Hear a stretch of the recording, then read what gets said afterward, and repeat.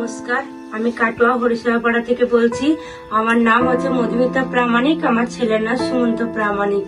ছেলেটা 2019 সাল থেকে চোখে টিউমার হয়েছে, টিউমার থেকে আজ ক্যান্সারে পরিণত হয়েছে, মানে চোখে।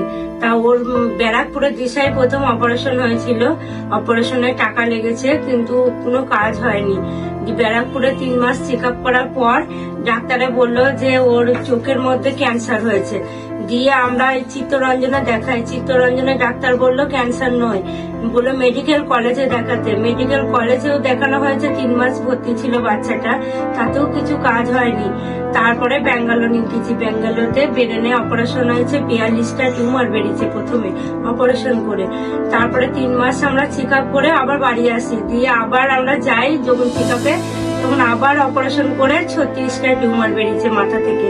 দিয়ে অপারেশন করা হওয়ার পর ট্রিটমেন্ট করে তাতেও আমাদের কিছু হয়নি।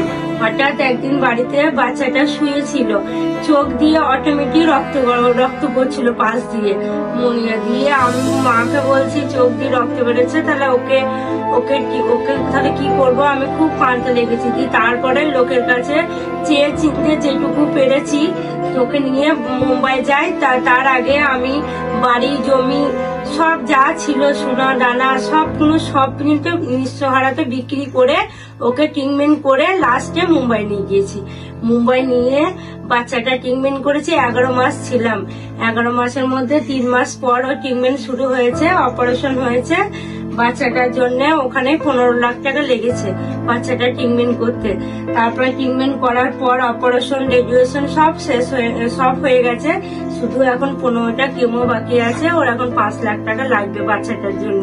তা আপনারা সবাই মিলে বাচ্চাটাকে হেল্প করুন, বাচ্চাটার চোখটা নষ্ট হয়ে গেছে, আপনারা যতটা পারবে হেল্প করুন আমাকে। বাচ্চাটাকে ট্রিটমেন্ট করতে গেছে মুম্বাই, ডিসেম্বরে ওর বাবার জিভের মধ্যে ক্যান্সার ধরা দিয়েছে, আর সে জিভটা বাদ গিয়েছে। উনি খেতে পারে না গো, আবার কথাও ঠিক মতো বলতে পারে না, নাকের নল লাগানো আছে, আবার খাদ্য লালি পর্যন্ত লিকুইড খাবার খায়। এখন পর্যন্ত ওর রেডিয়েশনটা বাকি আছে, ওনার যেন এখন 2 লাখ টাকা প্রয়োজন আছে। তা ওনার জন্য একটুখানি হেল্প করুন, এই বাচ্চাটা আর ওর বাবার জন্য আপনারা হেল্প করুন দয়া করে, যেটুকু যার সামর্থ্য সেটুকু হেল্প করুন, আমার পাশে দাঁড়ান।